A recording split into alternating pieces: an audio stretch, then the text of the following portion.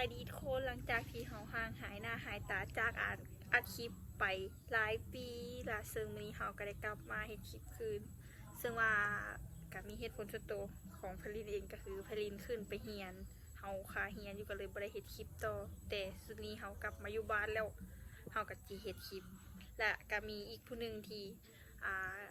คนถามหาเนาะหลายคนถามหาจากคลิปไอ้นายก็คือคนเนี้ยเรียกพาไปเบิ่งไปเฮาสิไป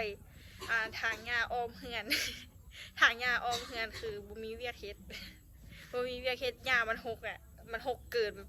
ฝนตกแล้วมันมีตัวยุงช่วงนี้หน้าฝนเนี่ยก็อย่าลืมรักษาสุขภาพกันด้วยทุกคนก็อย่าลืมฝากติดตามให้กำลังใจกดไลค์กดแชร์ให้แน่เด้อเฮากลับมาเฮ็ดคลิปใหม่แล้วก็อย่าลืมฝากติดตามด้วยเดี๋ยวพาไปเบิ่งสาวอีกคนนึงคือหมู่ของพลินเองไปทุกคนนี่ทุกคนสองสาวเฮาสิไปทางผู้สวยไปทุกคนไปทางป่านี่โคตรหกเลยไปทุกคนไปตามเร็วนี่หญ้าหกยุงก็โคตรหลายหน้าฝนนี่โอ้โห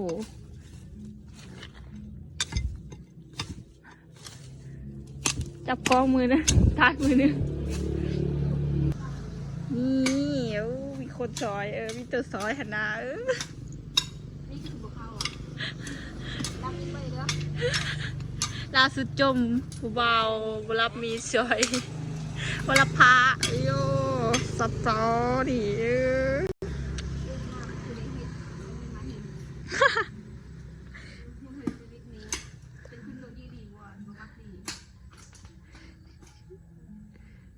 คือแบบว่าสาวลาวมันนะแล้วว่าตามหาผู้บ่าวใครสนใจก็อย่าลืมอินบ็อกซ์หยอกมาเก็บเหี่ยออมบาสเนี่ยช่วงนี้ฝนตกยุงโคตรหลายเลยทุกคนก็คือแบบว่าเฮาห่างหายจากการอัดคลิปไปโดนแล้วเฮากับบ่ฮู้สิเว้าหรือกับบรรยายอันเลือหั่นนะแบบเว้าบ่ท่องเว้าบ่ชัดปานเด้อห่างหายจากการอัดคลิปนี้ประมาณ2 ปีแล้วว่าคลิปที่เฮารันก็คือคลิปเก่าเฮาเอามารันใหม่เปลี่ยนกระถางเฮาก็จีนั่งให้กำลังใจหมู่อยู่ห่างๆนี้บ่แม่นเลยยานถึกผามันยานถึกผามันสิพัดหัวผามันพัดหัวแล้วเป็นเรื่องเลยสู้ๆยืนเธอกำลังเจอเจนสู้ๆโอ้อยู่อย่าลืมมาทางเป้าเซอร์เดอร์เอาอยู่ป้าเยอะทางออกมันมียุงเอพุทเขาก็เปลี่ยนกันเนาะเปลี่ยนกันเฮ็ดเพื่อกันเลี้ยงไว้ค่ะดาวทรงสิเลียวอยู่บ่นอนยานี่เนาะบ่เลียวดอกมือนี่เฮ็ดซอยเด้อคือเฮาบ่ได้คลิปโดนแล้ว2 ปีแล้วบ่ได้เอาคลิปคือคลิปที่เฮาเอามารันก็คือมันเป็นคลิปเก่าเนาะอันนี้ก็คือหมู่ที่ไทยเนี่ยเขาอยู่บ้านซื้อกับหมู่กันเลยว่าชวนหมู่มาถางป้าช่วยถางป้าอ้อมเฮือนเอ้ยก็คือแบบเพื่อนติดกันสินะก็เลยมาถางช่วยกันให้เร็วไว้ให้พูดมันหกเกินแล้วเนี่ยหน้าฝนนี่สิมันมีตัวยุงยายเป็นไข้เลือดออกละเอากันสิมันสบายรักษาสุขภาพไปเรื่อยๆยามฝนเราวัดที่3 ขีดเรื่อย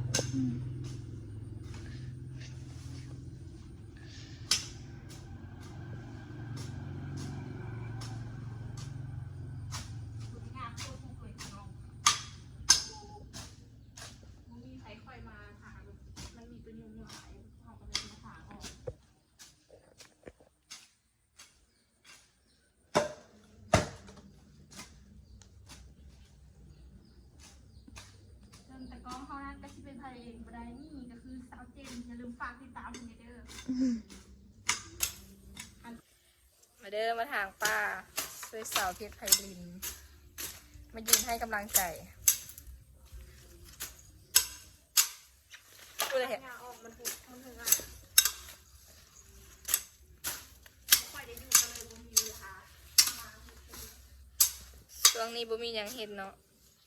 ยูลาแล้วบอกมาถางปลามันอีกอย่างมันจะมียุงหลายนะมันย่านงูย่านเนี้ยคิดเองก็ตัวเค้กตัวขาวฝนหยา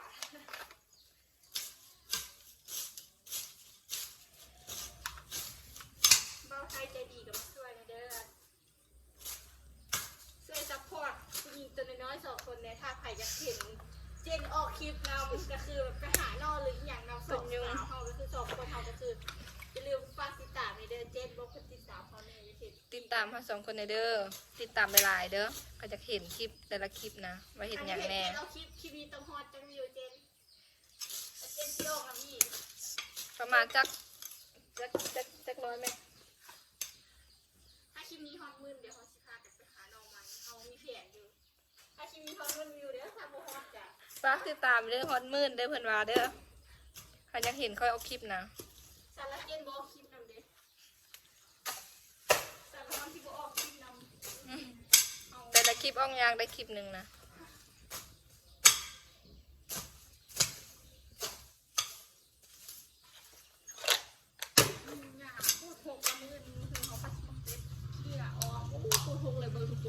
ตัวนี้ก็กินข้าวแท้วะ เบิ้งหันไปเบิ้งทุกคนหันกล้องไปเบิ้งกูนะเบิ้งทุกคนหญ้าโคตรลายเลยโคตรทุกเลยกูให้มันมียุงใจได้ทุกคนเลยใครใจดีจากตัดหญ้ามาตัดสวยเลยเด้อ เบิ้งทุกคนโคตรเปื้อนเลยโชกกระพกมากเลย ไหมขาดยุงกัดขาอยู่นะ เพื่อใจดีจะมาเอ็กซ์ช่วยสาวเจนนี่เนี่ย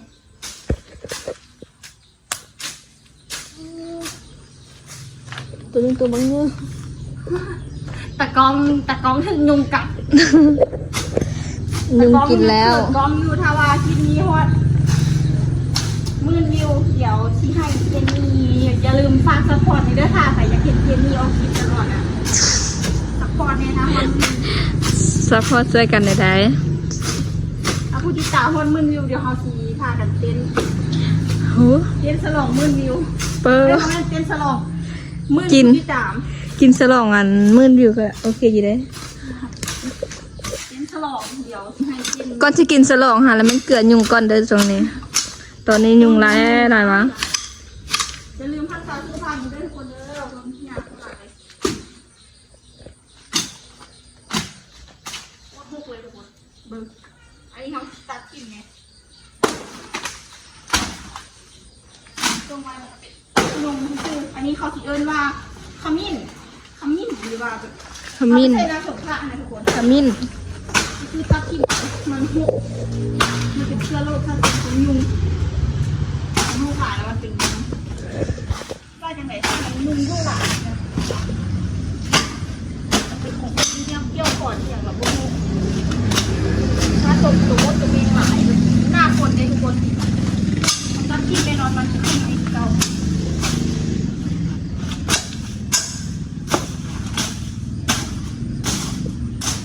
อันนี้พายุจิจงไว้เพราะว่ามันเป็นเตยหอมนะทุกคนอ่ะเขาจะเอาไปให้ขนมเดี๋ยวหน้าที่เฮ็ดขนมให้ดูนะชิรอดแต่อย่าลืมฝากติดตามถ้ามีคนติดตามของประเทศเขานะเอามีคนติดตามประเทศเจ้าใจมากนะเขาไม่ค่อยมีเวลาได้มาเฮ็ดแต่อย่าลืมฝากให้กำลังใจเด้อทุกคนเด้อมาทำมาซัพพอร์ตแน่ซัพพอร์ตเด็กน้อยสุดน้อยคนนี้เด้ออันนี้มีเพิ่มน้องเอกเข้ามาอีกน้องเจนนี่ ฝากติดตามหน่อยเด้อมีเฟซมีเพจมีอย่างกับเม่นถามได้เดี๋ยวส่งให้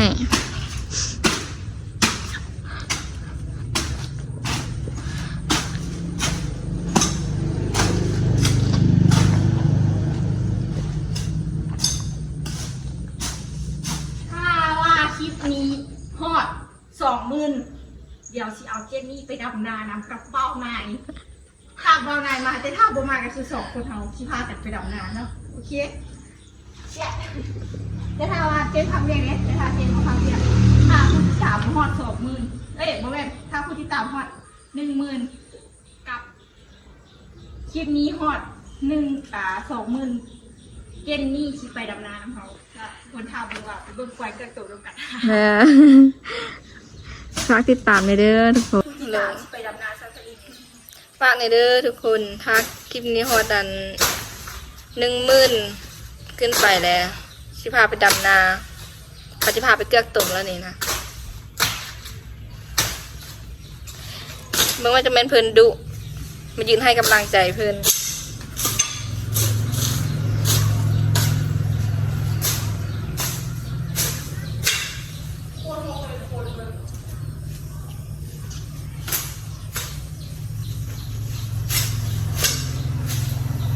เอา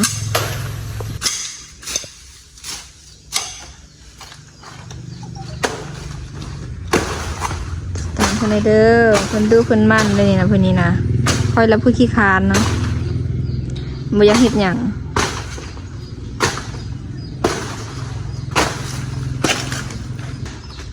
ป้าเพิ่นเห็ดแล้วนี่นะเพิ่นเก่งเนาะผู้เดียวเลยไหมผู้เดียวเลยนี่นะ เป็นสาวโสดนะเขาเป็นสาวโสดต้องแข่งกันสินะ สาวโซสาวมันคนดูคนมันประจำหมู่บ้านส่วนกดอัดคลิปเป็นคนพิการเนาะ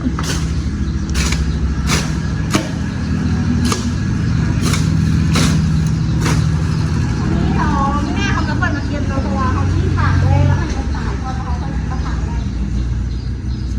เขาจะมากดจุด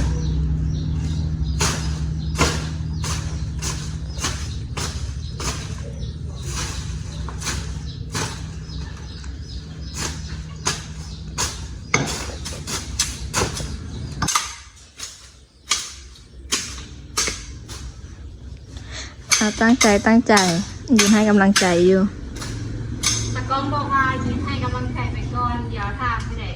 ขอดยามดำนาหรือว่าการไงเนาะถ้าว่าเบาไทยมาช่วยดำนาก็คือชีดีเนาะ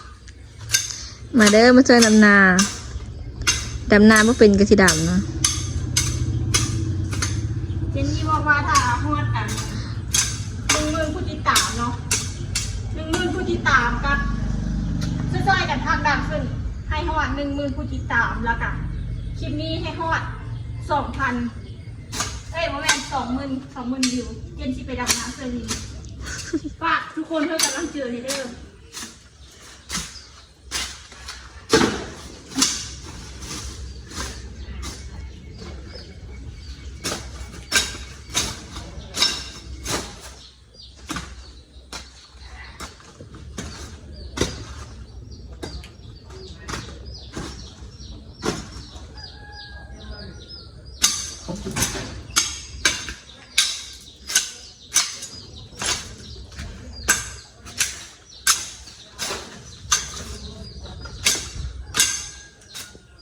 แค่เนี้ยไปทุกคนมาทุกคนริมกระถางได้ประมาณนี้เนาะผู้ให้กำลังใจกันมีทุกคนคนสวยของเขาเองเขากระถางได้เบอร์เหือโอ้ทุกคนฝากให้กำลังใจเด้อทุกคนเด้อเขาถางแล้วเราเมื่อหน้าเขาจะมาจุดถางหญ้าอ้อมเหือนเพื่อบ่ให้มียุงแล้วก็บ่ให้มีตัวมดตัวแมงมดแมงมีอยู่แล้วเนาะแต่หากเขาบ่ให้มีแบบสัตว์มีพิษนะทุกคนมาอยู่อาศัยอยู่เมื่อหน้าเขาสิมาเก็บมาก่อนวันนี้กระถางปลาไว้ให้มันตายก่อนเพราะมันเป็นหน้าฝนเนี่ยก็คนสวยคลิปนี้ก็อย่าลืมฝากกดติดตาม2คนเฮาในเด้อทุกคนฮอดอย่าลืมซัพพอร์ตในเด้ออย่าลืมกดติดตามกดไลค์กดแชร์เพื่อเป็นกำลังใจให้พวกเรา2คนนะเพื่อกับการเห็นคลิปใหม่ของเรา2คนหน่อย คือเมื่อย เบิ่งเหือเนาะทุกคนเด้อ บ่ได้เมื่อยแต่ยุงกินพร้อมแล้วนี่นะ แต่ก็ว่ายุงกินแต่ทางนี้เมื่อยทางฟ้าเนาะอย่าลืมฝากซัพพอร์ตด้วยทุกคนเด้อกะสำหรับคลิปนี้ขอคำว่าสบายดี